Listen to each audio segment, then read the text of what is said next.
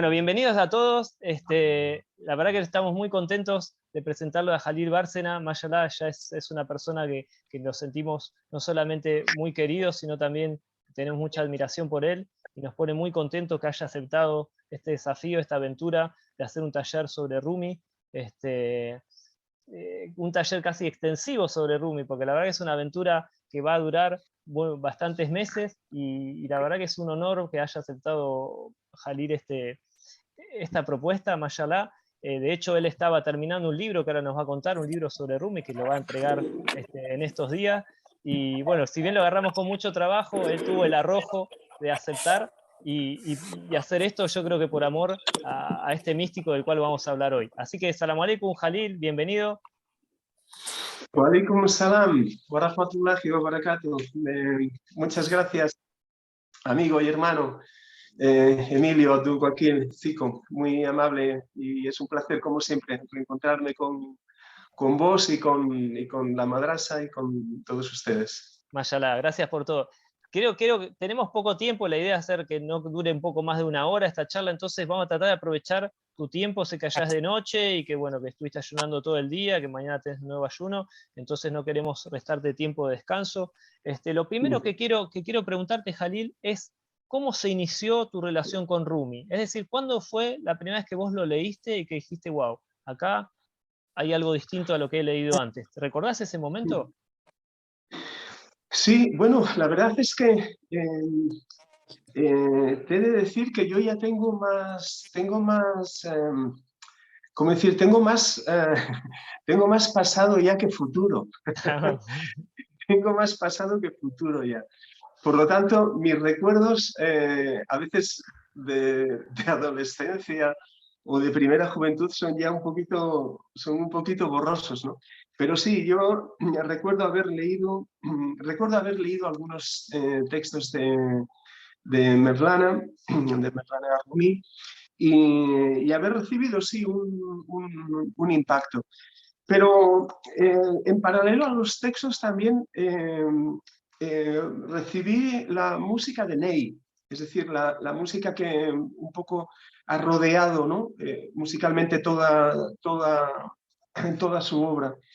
Por lo tanto, fue a la par un poquito su poesía por un lado y al mismo tiempo la música del Ney, ¿no? El sonido del Ney. Y lo recuerdo, insisto, de joven, en la final de la adolescencia, primera juventud, como algo diferente, sí, como algo diferente, la verdad. Y musicalmente fue un impacto. Musicalmente lo recuerdo como un impacto muy grande. Mashallah. Y también hiciste esto me resulta importante, tu tesis doctoral ha sido también sobre Rumi. Quería que me contaras un Sí. poco cuál fue la idea detrás de esa tesis y sobre todo qué nota te sacaste. Bueno, la nota fue muy buena, la verdad, la nota fue un excelente cum laude.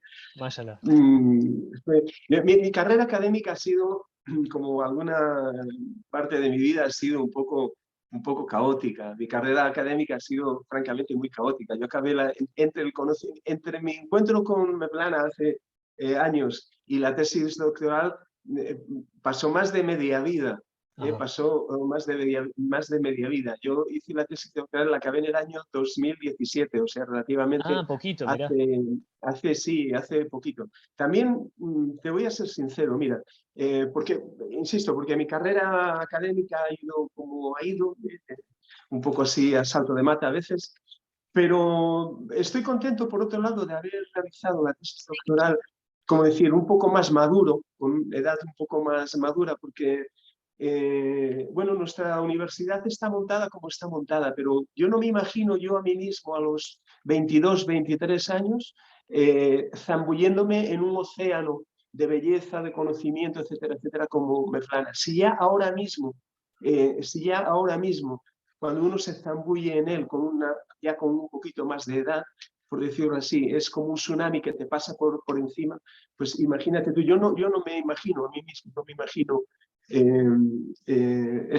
acabada la carrera, metiéndome en un autor y en una obra tan vasta. Y, por tanto, no, mi tesis doctoral, en cierta forma, ha sido la maduración también de dos cosas, si puedo decirlo. A mí no me gusta hablar mucho de mí, sino más del qué, ¿no? Pero el quién importa relativamente, pero sí, amablemente voy a contestar. La tesis doctoral, en cierta forma, ha sido un poco la maduración de un cierto trabajo durante años en un doble sentido, porque yo en mi vida no hago esa distinción.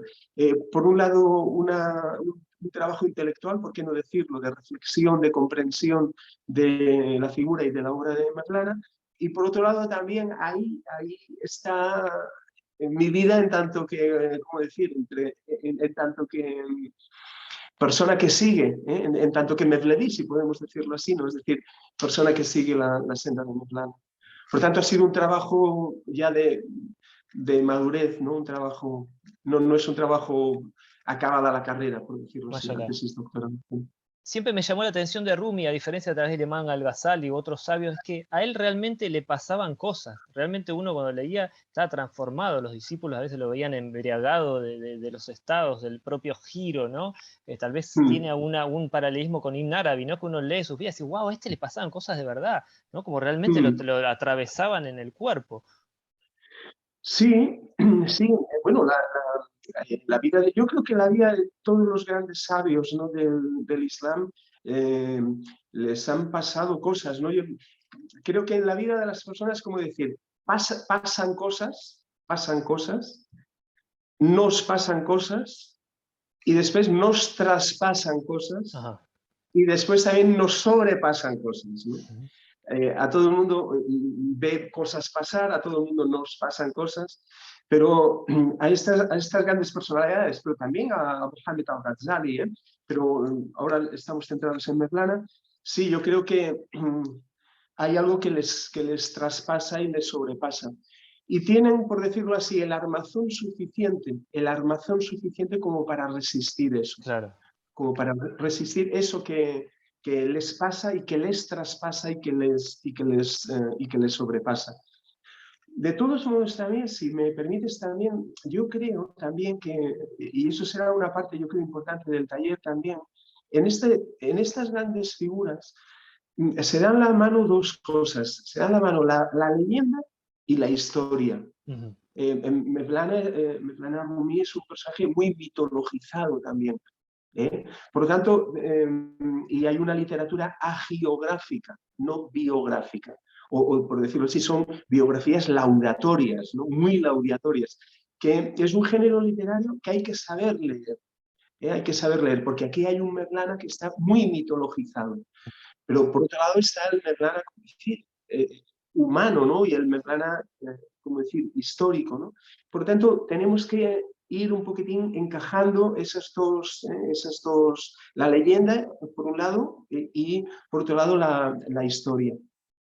Y además todos los textos adulterados, ¿no? Debe ser uno de los poetas más adulterados, que se le atribuyen más poemas que él no escribió. ¿Por qué crees que sucede eso? Sí, esto es un fenómeno muy contemporáneo, ¿no? Este es un fenómeno que ahora se ha multiplicado evidentemente por lo de las redes sociales y todo esto, ¿no? Bueno, es un fenómeno que hay que estudiar, que no hay que despreciar de cualquier manera. Yo creo que es el síntoma de algo, ¿no? Pero mira, una cosa importante de Mevlana es que es de los pocos personajes, podríamos decir, del Islam clásico, es decir, del siglo XII, XIII, de esos siglos importantes, del cual tenemos más información. Del cual tenemos más información. Hay otros personajes que realmente carecemos de información sobre ellos, ¿no?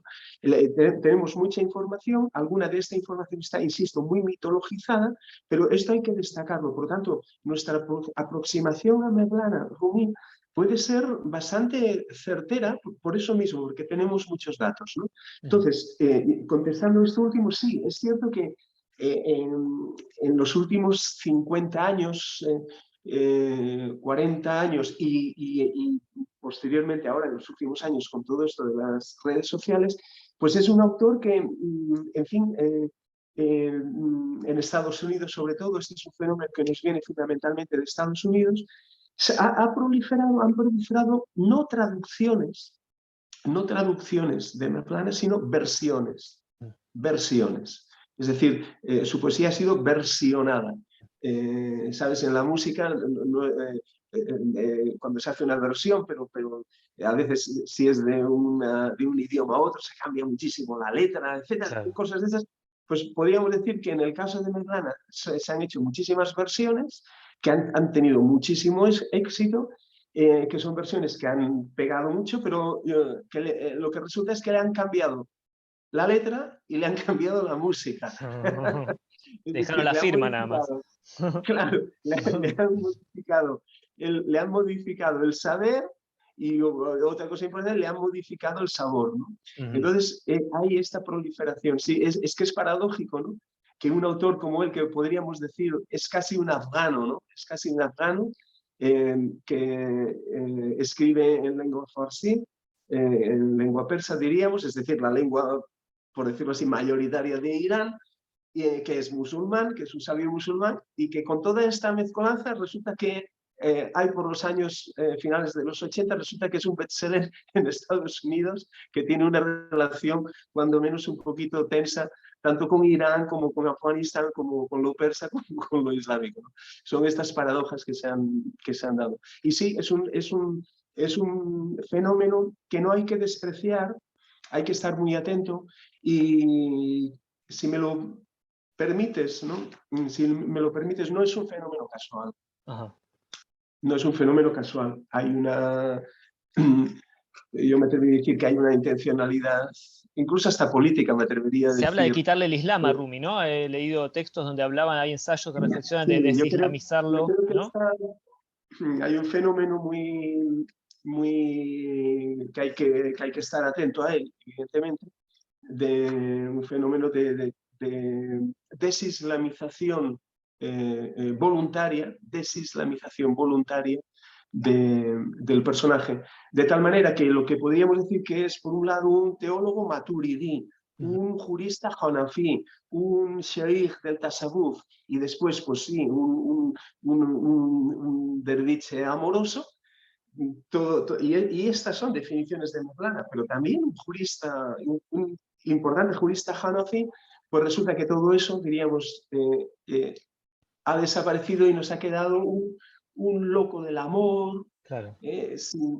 ¿cómo decir? Sin orígenes, en fin, ¿no? Y que a veces en estas versiones, claro, utiliza un lenguaje más propio, ¿cómo decir? Más propio de la costa californiana, que no de una persona que pasa la mayoría de su vida adulta en la Anatolia hoy turca, ¿no?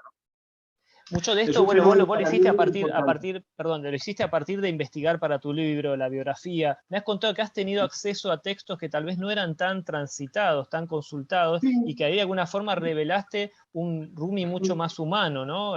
Más sí, íntimo, más real. sí. Con Mevlana también se da una paradoja, y es la siguiente, ¿no?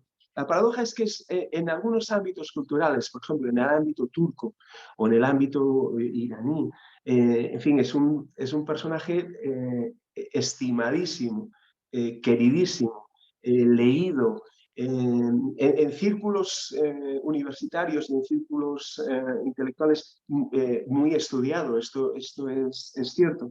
Pero la relación mayoritaria que tenemos con Mevlana es una relación muy afectiva e insisto, muy mitologizada, pero que ha quedado de lado un poquito ¿cómo decir?, el hombre, ¿no? El ser humano al cual le pasan cosas, le traspasan cosas. Entonces, por ejemplo, hay una parte importante de su trabajo que son las cartas, ¿no? Las cartas que afortunadamente, ya te he comentado, es un personaje del cual tenemos bastante información. Respecto a otros autores importantes tenemos mucha información. Entonces las cartas son un documento, pues para mí, dulcísimo, lindísimo, no es una persona que viva en las nubes, girando todo el día y un loco de amor, ¿no? Es una persona preocupada, por ejemplo, pues porque uno de sus hijos, en fin, no encuentra trabajo. Y entonces él tiene influencia en algunas personas importantes, diríamos, hoy diríamos de la gobernabilidad y todo esto, y les envía unas cartas terriblemente, como decir, humanas y terriblemente entrañables, si pueden hacer algo por su hijo. Por ejemplo, en los dos últimos años de su vida, él, uno podría pensar, bueno, lo que desea este hombre es la unión con Dios, en fin, ya saben, todo este discurso místico y tal, que hay que tomarlo con, como decir, sin emocionarse mucho, por decirlo así. Bueno, ¿cuál es su mayor deseo? Pues uno descubre que en sus textos, en estas cartas, descubre que lo que desea es tener un nieto. Mira. Que lo que desea es tener un nieto. Y que además, y que algunas de sus doás y algunas de sus plegarias y oraciones van encaminadas a esto, a que Allah subhanahu wa ta'ala, azza wa jalla, le conceda un nieto. Que finalmente sucederá, tendrá un nieto y él se transformará en un niño. Y vivirá casi, podríamos decir, una segunda infancia, ¿no? Bien, pues todo ese año y medio, 2 años últimos de su vida, que está culminando, por otro lado, el Mesnaví, lo está culminando, pero que al mismo tiempo tenemos, digamos, estampas en las cuales él está dictando, está corrigiendo el texto, pero al mismo tiempo sabemos, porque está escrito, que está jugando con su nieto, que lo tiene por encima. Y a mí todo esto me ha resultado, ¿cómo decir?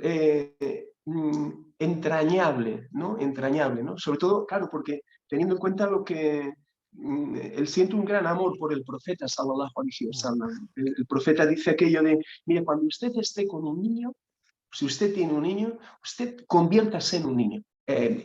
Y Mevlana hace suyo este hadith. Es curioso como insisto, en el último año y medio, 2 años últimos de su vida, él echa mano de todo aquello que el profeta sallallahu alaihi wasallam habla sobre los niños, sobre el trato de los niños, y llega a decir el propio Mevlana esto, ¿no?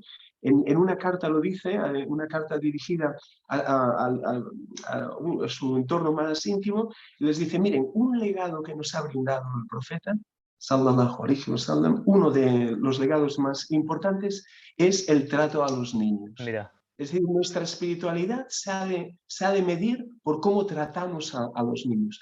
Bien, esto es como decir, no lo oímos muchas veces de Mevlana, estas cosas, ¿no? Y bien, pues bueno, yo no sé, me he autoimpuesto un poquitín la tarea de que al menos en lengua hispana podamos, o en el ámbito hispano, podamos tener acceso a todo esto, ¿no? Porque si no nos queda, insisto, un Mevlana que en ámbitos tradicionales turcos o iraníes sí que es apreciado, demasiado por la vía afectiva, eso tenemos que decir, claro. Pero que si no vamos a ser presa de ese Mevlana que nos viene de Estados Unidos, de California, sin orígenes, sin citas, ¿no? Todas esas frases motivacionales que no tienen citación. Es decir, ¿dónde lo dijo? ¿En qué texto? ¿En qué página? ¿Dónde está? Yo en eso tengo una cierta manía. ¿Qué haces cuando lees un poema que sabes que no es de Rumi? ¿Qué haces? Pues, mire, tenía unos amigos, quizás alguno de ellos me está oyendo o nos verán en algún momento. Tenía unos amigos mexicanos de México querido, lindo y querido, como siempre. Y siempre me hacían este tipo de preguntas. No, mire, encontré esto, profesor, ¿esto debe ser de él o no? Madre mía, claro, es que si habláramos de Mevlana como un hombre que escribió, yo qué sé, 100 versos, 200 versos, pues aún se lo puedo yo consultar. Pues que estábamos hablando de una obra oceánica que sobrepasa en el caso del Mesneví más de 26.000 versos, ¿no? O todo el diván de Shams y Tabrizi, que son pues otros tantos miles y miles de versos, ¿no? Pues, por lo tanto, en fin, hay cosas que uno ya ve que no suenan bien Ah, cuando el lenguaje es un lenguaje muy, muy contemporáneo, ¿no? claro. Pero yo reconozco que antes me ponía muy nervioso, me ponía muy nervioso con este tipo de cosas. A estos amigos mexicanos tuve que decirles que que no podía dar al abasto con todo, porque si hemos de estar cotejando cada cita que aparece de Meglana, no tendríamos tiempo ni para respirar casi. Hay que ponerlo en algo de Big Data, ¿viste? Que uno pueda poner el poema, ¿no? Y que te diga si Sí, eso o si no es. Este, sí, me sí, has sí. hablado también, Jalil, del tema de su relación con los gatos. Así como hablaste de la relación con los niños, me dijiste que tiene una relación Ah, sí. especial con los gatos. Sí, bueno, sabemos que esto es importante saber que Mevlana tiene un amor desmedido por el profeta, por el profeta del Islam, por el profeta Muhammad sallallahu alaihi wasallam. Tiene un amor desmedido por él. Y nosotros sabemos, diríamos, de la relación especial del profeta con los gatos. El profeta tiene una gata, ¿no? Nuitza, ¿no? Una gata y bueno, y toda esa serie en fin, de leyendas Perdón, que hay en digamos a la torno a... gente, entre paréntesis, a la gente que no es musulmana, que en el Islam los perros son Sí, haram, o digamos, la lamida del perro nos quita la purificación ritual para rezar, solamente están admitidos cuando son guardianes o son pastores, y los gatos, por otro lado, son bienvenidos y tienen como una cosa sí, espiritual muy linda. sí, buena acotación, sí, para situarnos, exacto. Entonces los gatos han tenido toda esa, en fin. Entonces el profeta tiene una relación muy, muy bella con los gatos y Mevlana entonces hereda esta relación. Y él tiene un gato, sí, sí, también tiene un gato, efectivamente. Entonces un poco la historia está en que la historia de Mevlana se prolonga en la vida de su gato. Mevlana muere en 1273 y al poquito enferma su gato y muere su gato, ¿no? Mira, Pero su gato es enterrado, digamos, en el mismo recinto al lado donde está mira. enterrado el papá de Mevlana, donde está Mevlana, donde están sus hijos, también está el gato, ¿no? Entonces el gato efectivamente tiene un valor importante. Yo creo, por eso digo, antes me preguntabas, amigo aquí, y hermano querido, me preguntabas por el libro y yo te decía, bueno, estoy enterrando el gato. Bueno, estoy corrigiendo ya las últimas cositas y tal, y ahora estaba enterrando el gato de Mevlana. Él tiene una relación muy especial también con los gatos, sí. Mira, ¿y eso cuando visitas Konya aparece? ¿Tiene algún sector el gato, o vos lo sabés porque has ahondado en su historia? Sí, bueno, hay, eh, hay dos hagiografías sobre todo, la de Aflaki y la de Sipag Salar, que son las que yo más he consultado. Sipag Salar fue alumno de Mevlana, o sea, por lo tanto podemos decir que su testimonio es un testimonio directo, Claro. es un testimonio directo. Aflaquilla escribe con bastante tiempo, con posterioridad, cuando, diríamos, ya comienza un primer periodo de mitologización. Bien, de todas maneras, en ambos textos aparece la relación de Mevlana con los gatos, Ah, aparece, diríamos, la muerte del gato y aparece como su hija entierra, diríamos, en el recinto. Yo, bien, bien. a la verdad sea dicha, actualmente no sabría localizar dónde está el lugar del gato, pero es lindo saber que el espíritu del gato también, porque todo ser tiene vida en el Islam, eh, planea también, diríamos, en el entorno Claro, donde están. claro. Me has Es contado uno algo más de la que familia. tal vez es importante, que un rasgo que me decías que de él, de su intensidad, ¿no? Siempre personalizaba tal vez las relaciones, ¿no? Que siempre tenía o necesitaba un cómplice, un amigo, un maestro, un discípulo. Y me has contado que esto Sí, es como fundacional en su personalidad, en quién era Rumi. Siempre tener a alguien de mucha confianza cercano. sí, esto es un rasgo que yo honestamente creo que no lo hemos estudiado del todo, que no hemos reflexionado en ello. A veces, es decir, sí que es cierto que hay, la vida de Mevlana Rumi está partida, por decirlo así, en dos partes. hay un antes y un después del encuentro con un personaje fundamental, que es, sabemos, Shams de Tabriz, Shams ad-Din, el sol de la tradición, que es un personaje que, digamos, que le desencuaderna el alma, que le abre a otra, que le gira, que le hace mirar de otra manera, en una relación, además, increíble de 3 años, una relación de 3 años, pero con una relación de 3 años, pero con un periodo de unos 10 meses en los cuales no No están se sabe dónde juntos. está. Pero contémosle un poco a la gente, antes del encuentro con Shams, él era como un erudito, era alguien más académico, era alguien más de las reglas, ¿no? Y ese encuentro con Shams, como decías, esto lo desestructuró, lo convierte tal vez en el Rumi que es más conocido, ¿no? Es una transformación de ese estilo. Sí, sí, vamos a contesto esta cuestión que es importante y luego retomo la anterior que me ha alargado un poquito y no he podido decir una cosa que yo creo que sería interesante para las personas que nos están viendo ahora o que nos oirán en otro momento.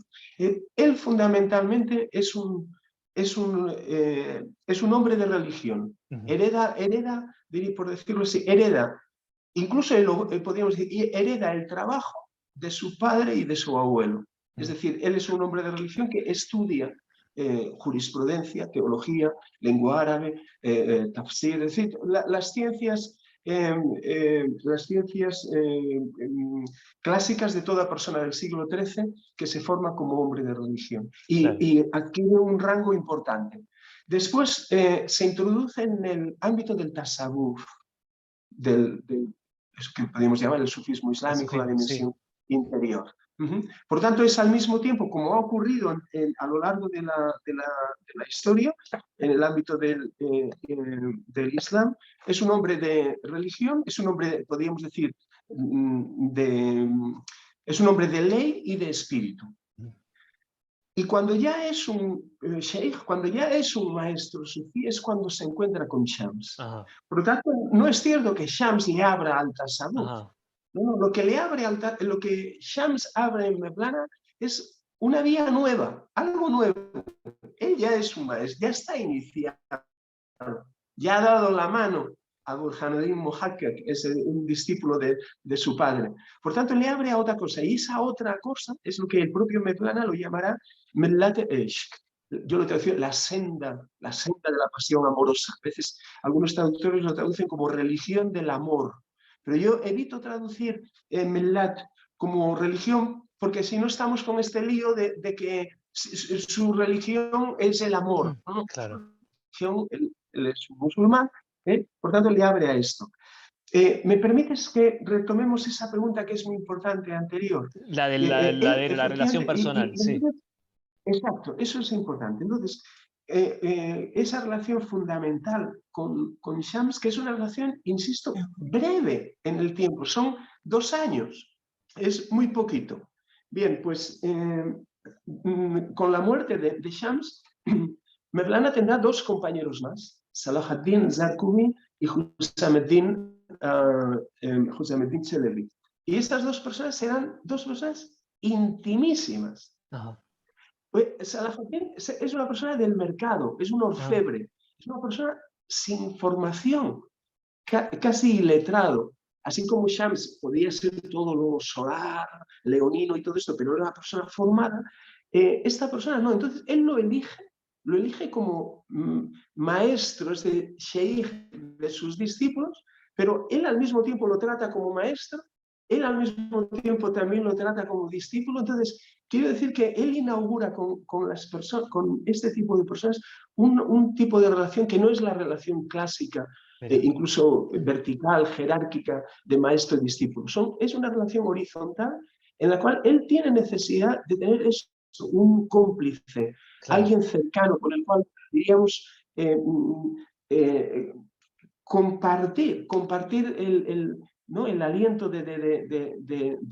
digamos, de la senda, etcétera, etcétera. Y después con esta otra persona, que es una persona joven, Husameddin, que será el que también será su secretario, es el escriba, a quien él le dicta el Mesnavi, y tendrá una relación que algunas veces Mevlana lo trata como su hijo, porque es realmente bastante más joven que él, Otras veces Mevlana se dirige a él como, tú eres mi verdadero padre espiritual.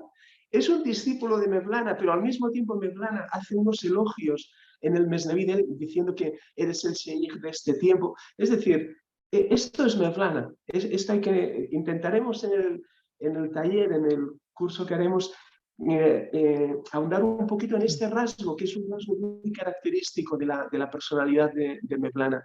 La necesidad esa de sentir realmente un verdadero cómplice, un verdadero cómplice en el cual pues, confiar, etcétera, etcétera, etcétera, ¿no? Alhamdulillah. Y Pues, esto, insisto, es muy particular de él. sí, pues siempre las relaciones son verticales, sobre todo en el Sí, sufismo, ¿no? Está el sheikh y está el sí, murid, sí, y no se sí, sí, sí, intercambian las sí, sí. posiciones. Exacto, y es muy jerárquica. Bueno, es que el Mesneví, el título del Mesneví, cuando hablamos del Mesneví sabemos es la obra didáctica monumental de Mevlana, son seis volúmenes. Nada es casual yo me atrevería a decir, en todo el ámbito de la espiritualidad islámica, en el ámbito del tasawwuf, del sufismo, y en Mevlana no es casual que sean 6 volúmenes, eso ya lo explicaremos con el tiempo en el curso, pero es el nombre de Mesneví, él creo que es el último volumen, el sexto, el quinto o el sexto, ahora perdón, no recuerdo bien, él dice, no, es que este libro que le estamos llamando Mesneví, y Mesneví es un género literario, podríamos decir que son pareados. Mesneví simplemente es pareado, no tiene otro sentido. Dice, es que este libro debiera de llamarse el libro de Hussam ad-Din, que es su Uno que escriba, escribe. su secretario, su hijo, su padre, su maestro, su discípulo, todo eso, ¿no? Esto para ver la importancia que tiene este personaje. Por tanto, Shamseddin juega un papel importantísimo en la vida de Mevlana, pero no se acaba ahí. Mevlana tiene una relación potentísima después con estos dos personajes y entre medio hay anécdotas muy dulces y muy bellas de relación con ellos. No sé, si quieres te explico una bonita. Contame, claro. Sí, sí. Mira, ocurre, bueno, esta la quiero explicar porque es bella. Shamseddin es una persona, Shams de Tabriz, ¿no? Shams, el sol, ¿no? El sol que quema, ¿no? Su personalidad era bastante leonina, dicen, ¿no? Muy solar, ¿no? Pero una persona, insisto, culta. Culta quiere decir formada en las ciencias del Islam, formada en el tasawwuf y tal. Pero el caso es que la persona que le sustituye y que roba también el corazón de Mevlana es Salahaddin, que es una persona iletrada, una persona que es todo corazón, pero que no ha tenido formación. Entonces se cuenta que es que no sabía ni pronunciar bien al-Fatiha. Al-Fatiha es la primera azora del Corán, y es la que abre y todo musulmán la conoce porque forma parte, diríamos, de namaz, de salat, de las plegarias, de las oraciones diarias, es decir, todo el mundo conoce al-Fatiha. Y bien, pues este hombre se ve que Salah ad-Din no pronunciaba bien Alhamdulillahi Rabbil Alamin, es el inicio entonces no lo pronunciaba. Y el entorno de Mevlana, digo, cómo este hombre puede tener, y ya ha puesto en primera, digamos, en el lugar elevado a esta persona y nos hace decir que este es el maestro cuando no sabe decir ni Alhamdulillah. Y el caso es que Mevlana nos cuentan las crónicas y vemos en cartas, en escritos, etc., se ve que en ese momento cambia su forma de hablar. Cambia su forma de hablar y habla con el acento, diríamos, con el acento de Salah ad-Din. Con lo cual, claro, una persona culta como él, una persona de prestigio, una persona, en fin, una persona, hoy podríamos decir un doctor universitario, etcétera, etcétera, resulta que ahora a esta persona le tenemos que oír recitar al-Fatiha con un acento deplorable cuando él sabe hablar correctamente árabe, ¿no? Y este es Mevlana, ¿no?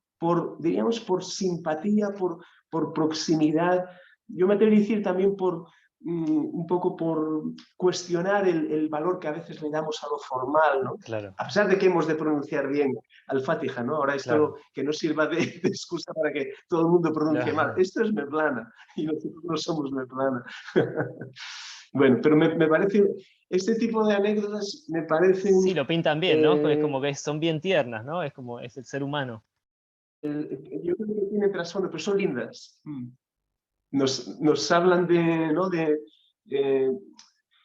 Bueno, nos dice mucho, ¿no? Del temperamento de Mevlana, ¿no? Claro. Yo creo que sí, hay muchas cosas interesantes en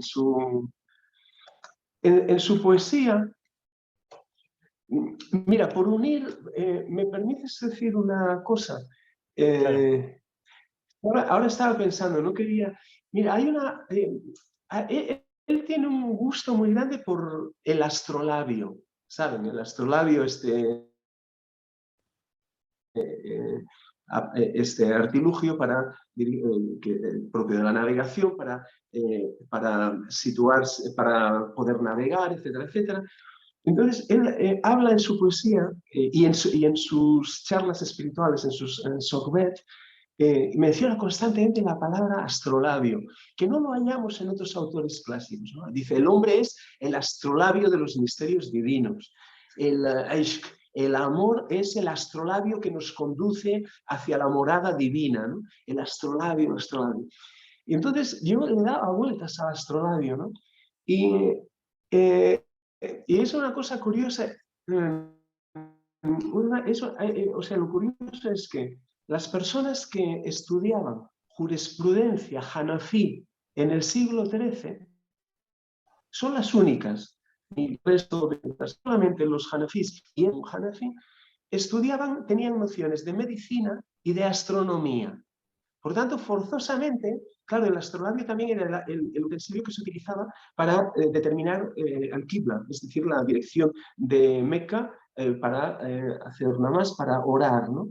Por lo tanto, yo, claro, de aquí uno saca la conclusión, evidentemente, de que una persona que se formó rudimentariamente en astronomía como jurista hanafí, que era de la escuela jurídica hanafí, pues tuvo que tener en mano Acceso, astrolabios, claro. tuvo que estudiar el astrolabio, y esto después, cuando él ya es, digamos,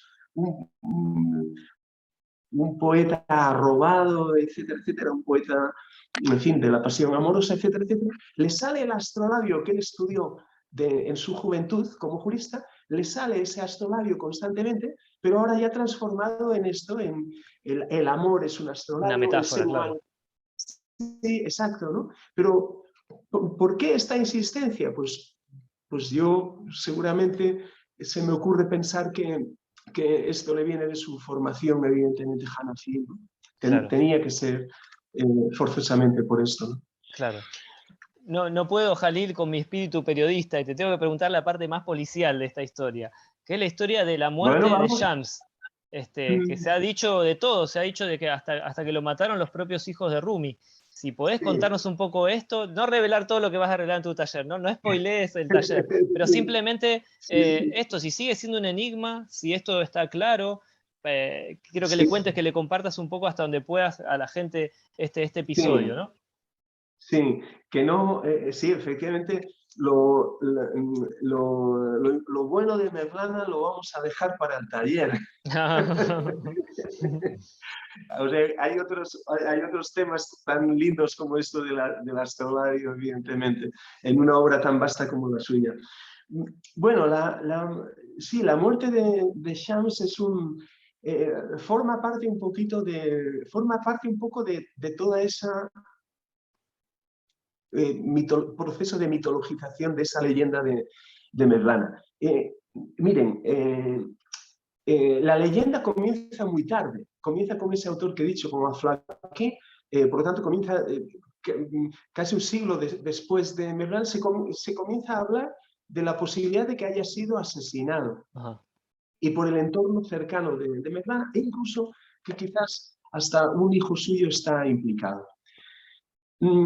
Lo que es cierto es que en las fuentes más cercanas, y las fuentes más cercanas son ese otro autor, Sitar Sadar, y sobre todo su hijo, Sultan Falat, que también hace Falat Nama también tiene una obra en la cual, diríamos, biografía un poco la vida de su padre, sistematiza un poco su pensamiento, etc. Estas dos fuentes más cercanas no mencionan la desaparición de Shams, pero no mencionan en ningún momento su muerte. Lo que es innegable, esto sí que es, esto está en todas las fuentes. Esto está en todas las fuentes y así lo ha recogido la tradición del sufismo mevleví, el sufismo heredado de Mevlana, es que la animadversión respecto a Shams es cierta. Y la animadversión dentro de la propia familia de Mevlana es cierta. Todo eso está en todas las fuentes. Lo que no está elucidado, lo que no está claro es, digamos, si Shams desaparece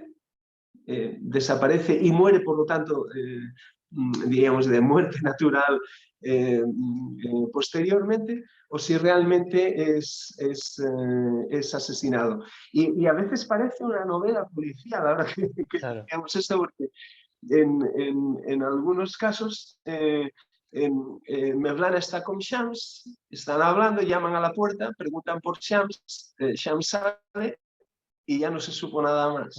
Entonces algunas fuentes dicen que el cadáver queda allá, pero otras no.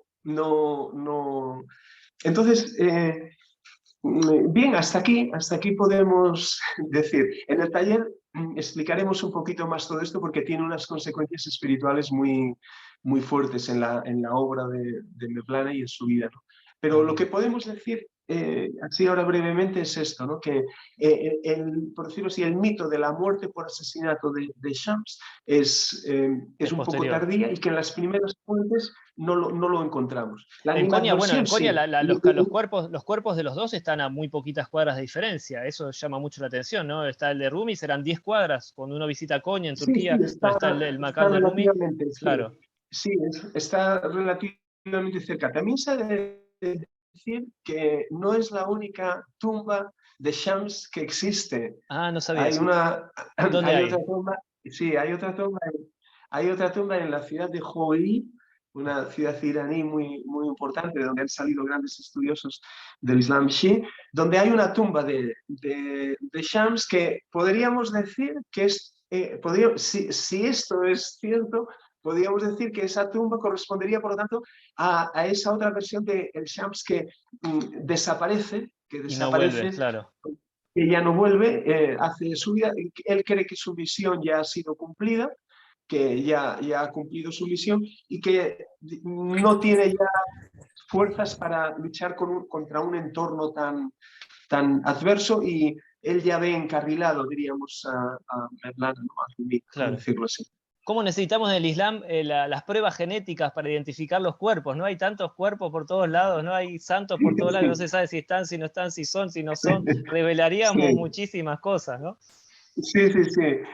Hay personajes que tienen unas cuantas tumbas a lo largo de la geografía. De todos modos, yo creo que la tumba de Shams en Konya, yo creo que juega un papel bonito también. La visita, por decirlo así, ritual, cuando uno entra a la ciudad de Konya, lo primero es ir a visitar la tumba de Shams. Yo les voy a decir, lo digo muy vulgarmente, a mí me importa 3 pepinos si su cuerpo está allá o no está allá o lo que sea. Pero hay algo, por decirlo así, hay algo de reconocimiento a la figura. Hay algo que llena ese lugar digamos, de algo especial, ¿no? Por lo tanto, más allá de quién está allá o si hay alguien o no, es el reconocimiento de una historia. Uno casi cuando hace esa visita ritual a Konya está reconociendo una trayectoria, está rememorando todo eso, ¿no? Y yo creo que eso es lindo, que eso es bello, ¿no? Y después sí, la visita a la tumba de Mevlana, de su familia, y después la visita a 2 personajes importantes también en la vida de Mevlana, su Ateshbaz Veli, su cocinero, y la figura de Sadreddin Konevi, que es un íntimo también de Mevlana y que es hijastro de Ibn Arabi, y su principal discípulo, podríamos decir, que vive en Konya y está en el entorno de Mevlana. Mashallah, eso te iba a preguntar, la conexión entre Maulana y Ibn Arabi es a través del hijastro de... bueno, hay esta conexión que es una conexión, claro, muy directa, ¿no? Hay esta conexión, ¿no? Este es un aspecto que sí que ahora no podemos abordar, simplemente ahora mencionamos un poco, pero es muy interesante. Es la relación y lo que significan estas dos figuras. Ibn Arabi, por un lado, y Mevlana Rumi.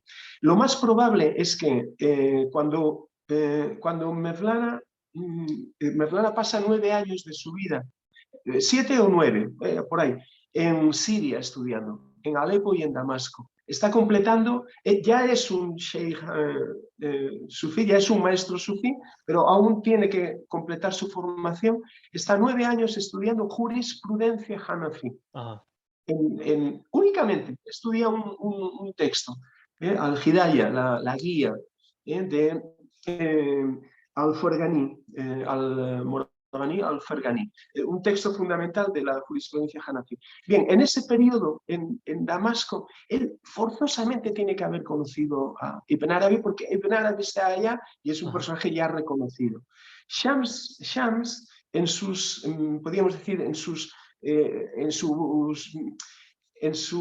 diario, por suerte hoy tenemos también los diarios de Maqalat, los escritos de Shams. Él menciona que él visita y que él conoce al sabio más importante de la época del Islam, él lo llama Muhammad, y que está en Damasco y que tal y cual.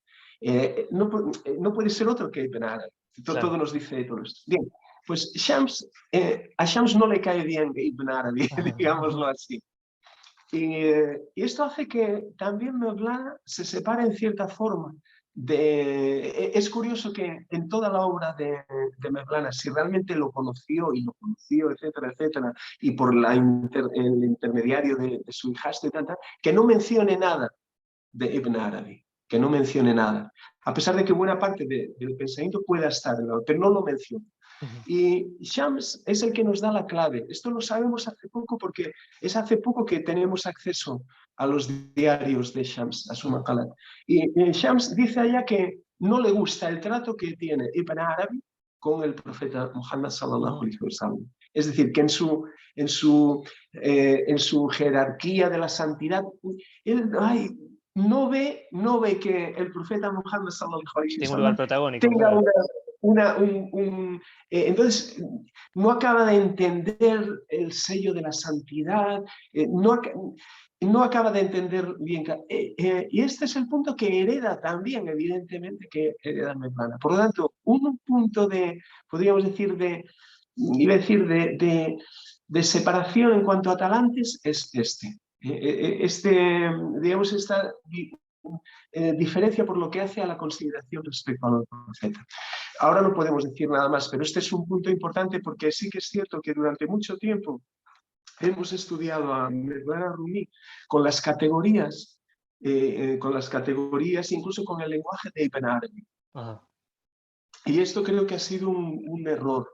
Yo creo que a Mevlana hay que estudiarlo desde sí mismo, con sus propias categorías. Y a veces hemos estudiado a Mevlana desde las categorías de Ibn Arabi. Pero esto es un poco más complejo y esto sí que... Pero es interesante, esto lo veremos en el taller, sí. Esto lo veremos en el taller. Sí, es interesante cómo la accesibilidad que uno tiene a la obra de Maulana, aún sin saber de Islam, y lo difícil que resulta Ibn Arabi, aún sabiendo de Islam. Sí, sí. Yo creo que, mira, a mí eso me dio siempre lo he dicho, me dio la pista para entender esto. Es decir, es decir, yo creo que cada personaje de este nivel se sabe a sí mismo como receptáculo de es decir, han de cumplir una función, una misión. Son personas que son muy conscientes de que tienen una misión a cumplir. Entonces, si lo entendemos desde este punto de vista, no hay problema alguno. Ibn Arabi tiene una función y una misión a cumplir. Y esa misión le hace que todo su lenguaje, por ejemplo, técnico, sea lenguaje coránico. Ibn Arabi no utiliza una palabra cuya raíz gramatical no aparezca en el Corán. Y esto no hay que oponerlo a otra cosa. Esta es la misión que tiene Ibn Arabi. A mí esta pista yo la aprendí de José Nasr. del profesor Nasr, iraní, pero profesor en Estados Unidos, para mí uno de los grandes referentes espirituales y como maestro espiritual y como persona de pensamiento en el Islam contemporáneo. Y él habla de esto, ¿no? Que hemos de entender a cada personaje por su función, su misión. Y Mevlana tiene otra misión. Y por lo tanto, su lenguaje, sus maneras. Lo digo porque a veces hemos tratado de comparar el sufismo más teorético, más conceptual, más gnóstico de Ibn Arabi. Algunos estudiosos de Ibn Arabi miran un poquitín por encima del hombro a Mevlana como diciendo, bueno, ya, pero es que no tiene alcance filosófico, etcétera, etcétera. Hay que entender que la cultura persa es una cultura fundamentalmente poética y que los persas piensan en poesía y que la gran filosofía persa se ha dado en la poesía. Esto es lo primero que se les ha de decir a estos universitarios akbarianos, ¿no? Seguidores de Ibn Arabi, ¿no? Y Mevlana no deja de ser eso. Mevlana Rumi claro que sí, también es un gran filósofo, entendiendo filosofía en su sentido primigenio, ¿no? Lo que pasa es que él piensa en poesía, como buen persa. Como buen persa. La gran filosofía persa, yo diría que está en la poesía, en la poesía. La poesía es una forma de conocimiento, por supuestísimo que sí. En este ámbito en el que estamos no es menor, la poesía no es menor, no es menor. La poesía la poesía toca fibras íntimas del ser humano que el tratado teológico no toca. Que no llega a hacer llegar. Y este es uno de los grandes ¿cómo decir? De los grandes atractivos de Mevlana, ¿no? Que su poesía es lindísima. Le digo a la gente, le contamos que si tienen preguntas las pueden dejar por el chat y al final las leemos. Vale. Y bueno, lo que quería preguntarte, Jalil, es, bueno, contanos un poco de qué va a tratar tu taller, digamos, que todo viene a cuenta de esto, digamos. ¿Cuál es el objetivo de tu taller que vas a dar en Madrasa Rabbani, que se va a llamar Todo sobre Rumi? En primer lugar, darte las gracias a ti por el trabajo que estás realizando, que es un trabajo ingente y muy lindo, la verdad, y daros las gracias y darte las gracias por la oportunidad de hacer este taller, ¿no? Todo sobre Rumi, que es un título muy almodovariano, ¿no? Todo sobre tendríamos que haberlo puesto casi todo sobre Rumi, porque no dará tiempo y porque el instructor que lo va a hacer no sabe todo sobre Rumi. Eso es evidente. Lo vamos a cambiar entonces. Bueno, pues sí, casi todo. Vamos a poner casi todo.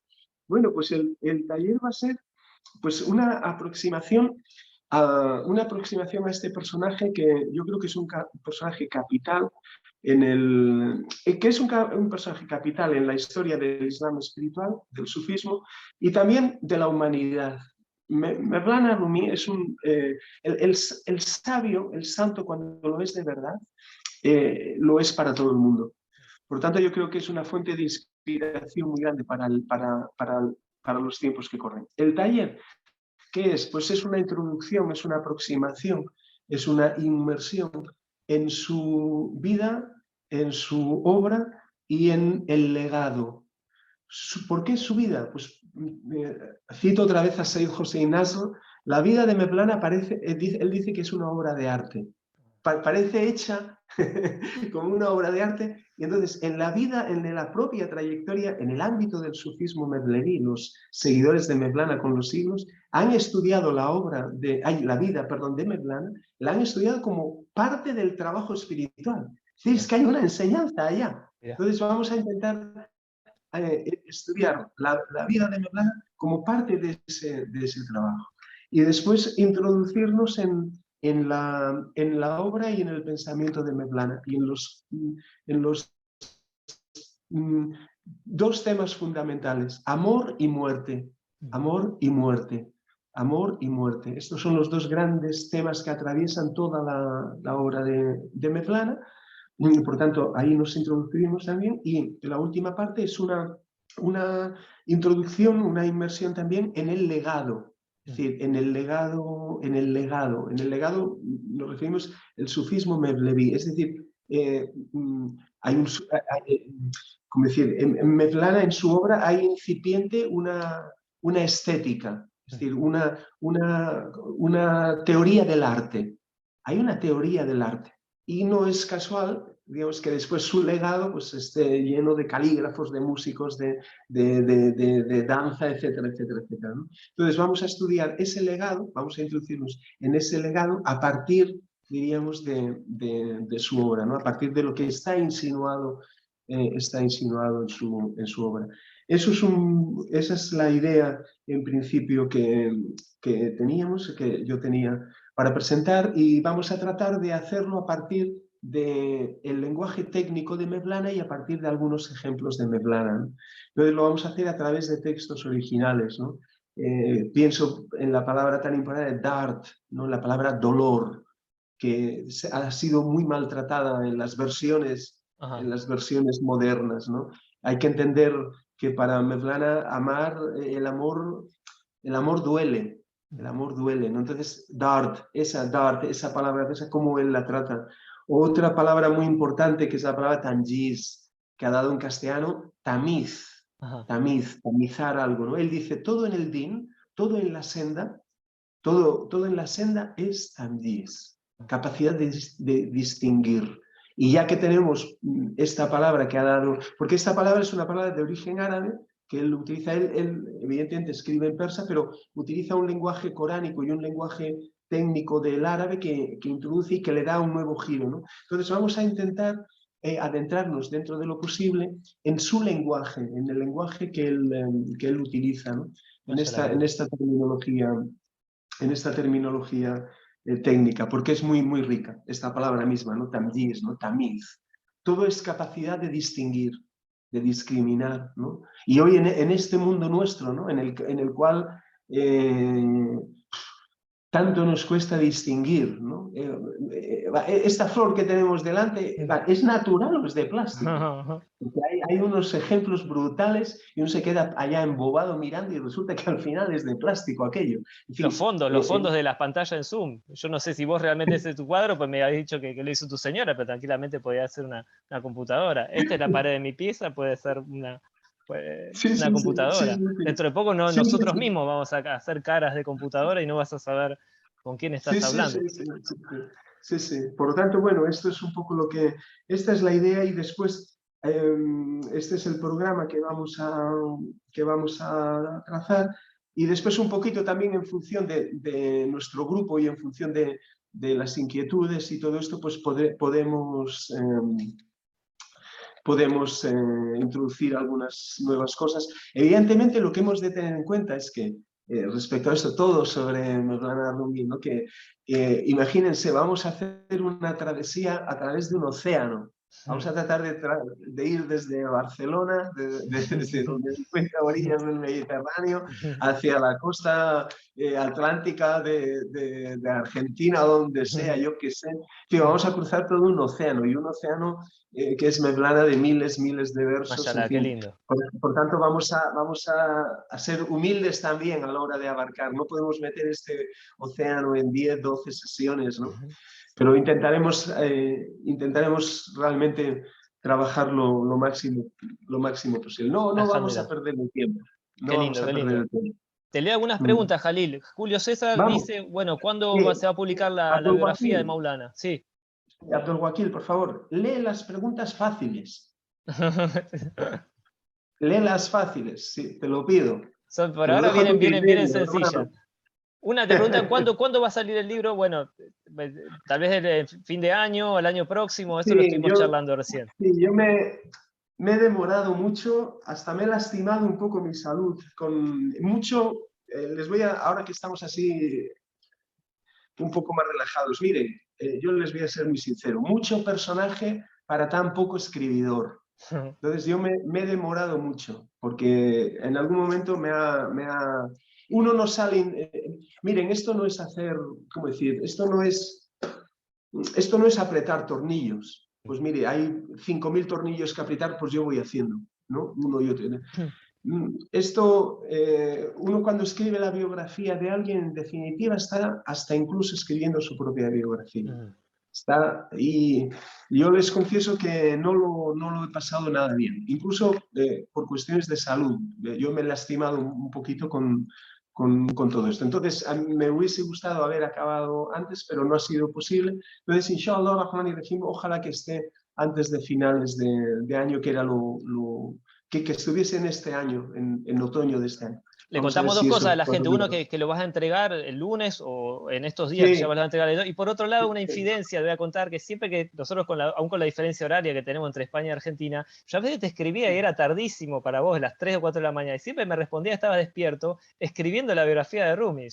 4 de la mañana, pues 5 de la mañana, 6 de la mañana, sí, estaba 24 horas, sí. activo, tomando café, escribiendo eso. Realmente también te ha atravesado todo este proyecto. Sí, no, esto no es, esto lo digo un poco con vergüenza, ¿eh? Lo digo un poco con vergüenza, no, porque no es admirable, pero sí, he dormido muy poquito, me ha robado me ha robado la vida hace tiempo de esto, pero en los últimos meses me ha robado muchas horas de sueño que están muy bien empleadas, pero ya digo, simplemente por propia incapacidad, pero sí que es cierto que hemos hecho un trabajo muy duro y alhamdulillah, gracias a Dios ya estamos ahí ya en el final de todo. Andrea, me alegra mucho. Te hilo dos preguntas en una. Naila, Salima e Ismael. Te preguntan, primero, ¿qué lectura recomiendas de Rumi? Y Ismael te pregunta, ¿en qué orden habría que leerlo? Me imagino son cosas que hablará en el taller, pero si aunque sea podés darle Sí, alguna puerta de entrada, sería interesante. sí.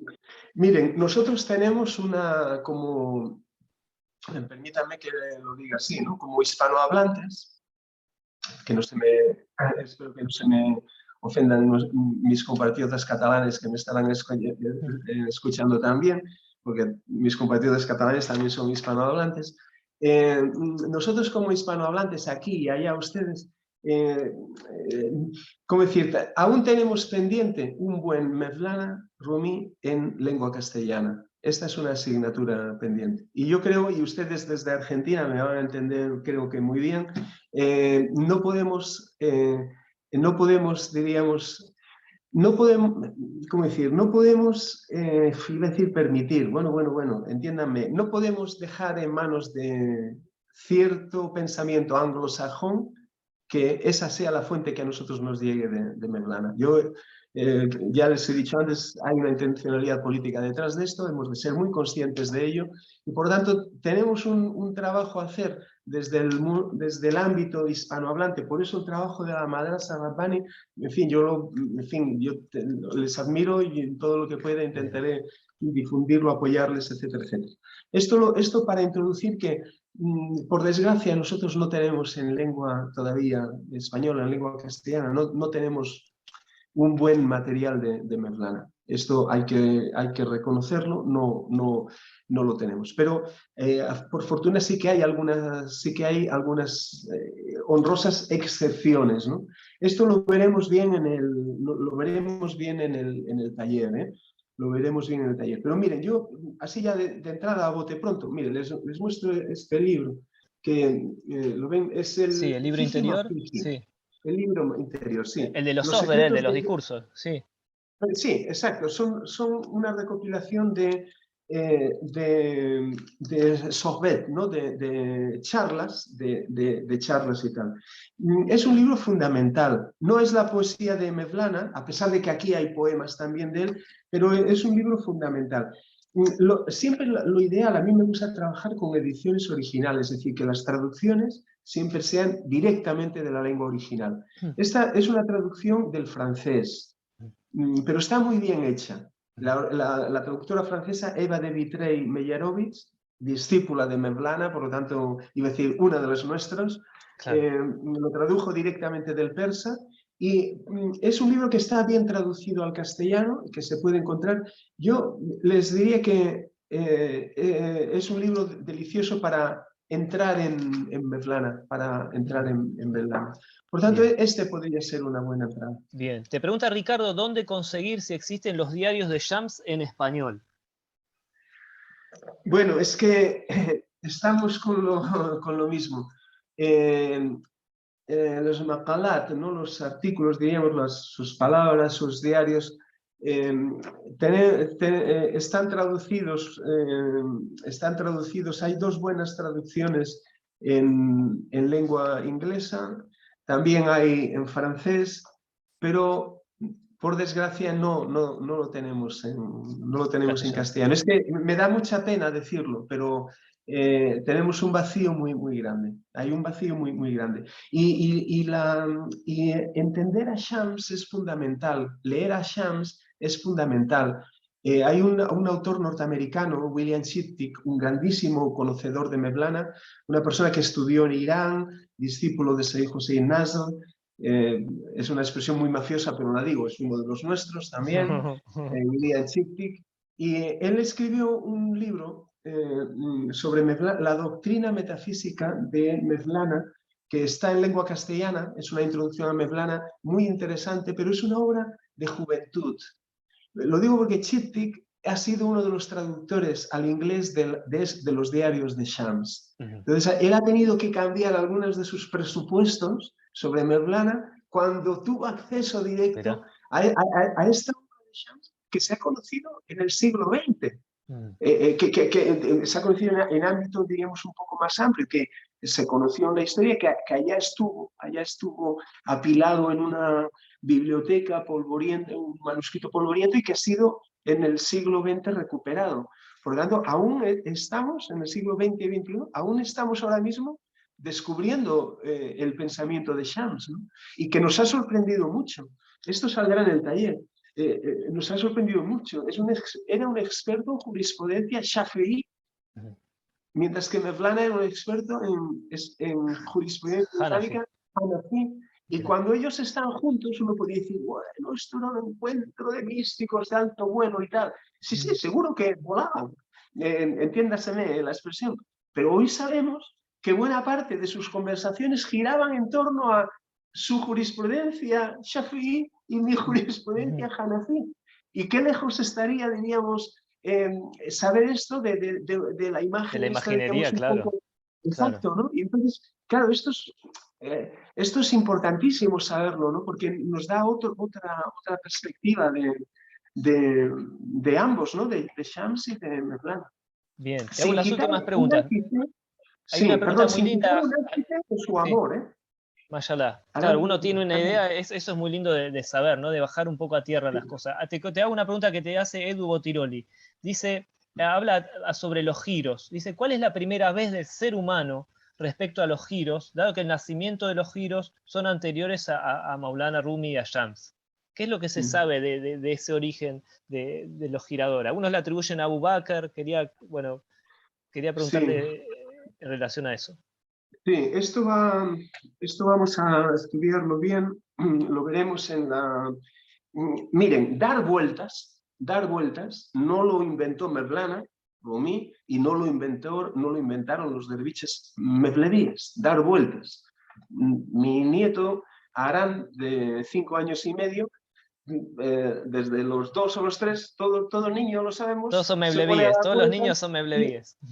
Claro, y pero son mevlevíes, pero no han leído a Mevlana y no se han formado.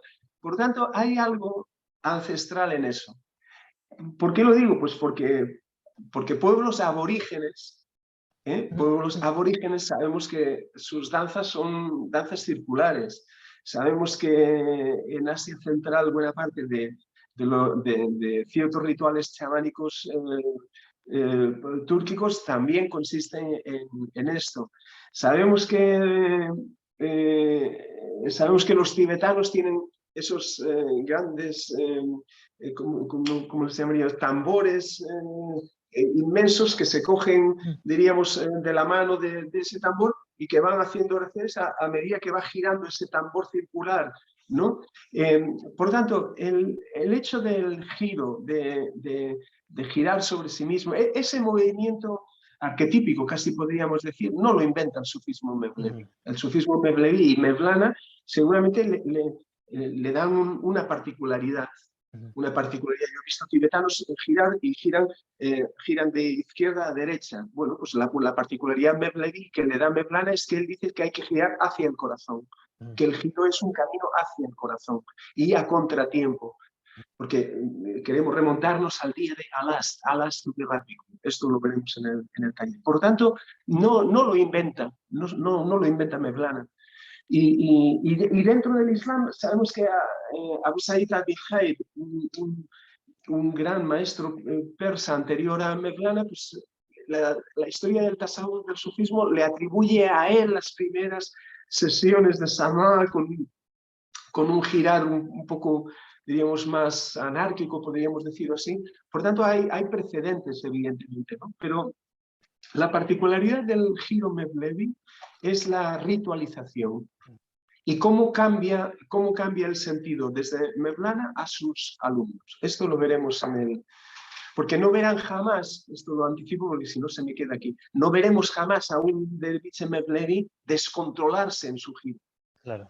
No es una danza extatogénica. Nadie echa espumarajos por la boca. Lo contrario, es un giro controlado, ordenado, donde el cual el derviche no expresa nada, no tiene rostro, está como ausente, es decir, pero hay un control, se acaba la música inmediatamente para el giro, por lo tanto hay control absolutamente de todo. Claro. Eso es lo que trataremos de explicar también. Es una ebriedad sobria, ¿no? Es una ebriedad en estado de sobriedad.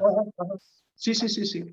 Yo recuerdo en Damasco como a los compañeros, a las personas más, ¿cómo decir? Las personas más impulsivas, ¿sabes? Las personas más arrojadas y todo, cómo se les apartaba un poco del giro, decir, mire, usted ha de aprender a ordenarse, a controlarse. Es decir, eso ya sé que es una palabra que no queda bien según qué ámbitos, pero es una danza mesurada, ordenada, en la cual hay un gran control, sí, hay un control. Pero lo veremos, lo veremos con unos versos de Mevlana en los cuales él habla muy bien sobre esto. Son muy edificantes.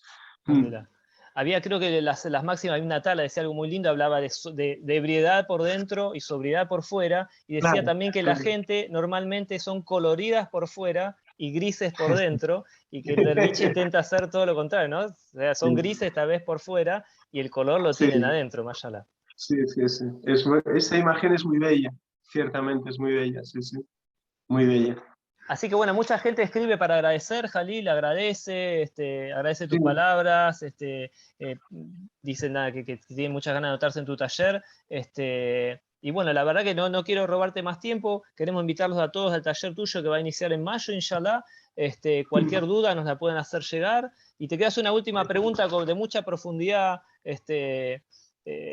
teológica, que es, ¿dónde conseguís esos gorros tan lindos que usás?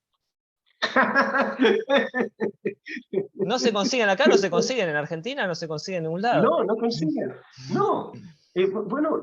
Bueno, este es un pakul afgano. A mí siento mucha admiración por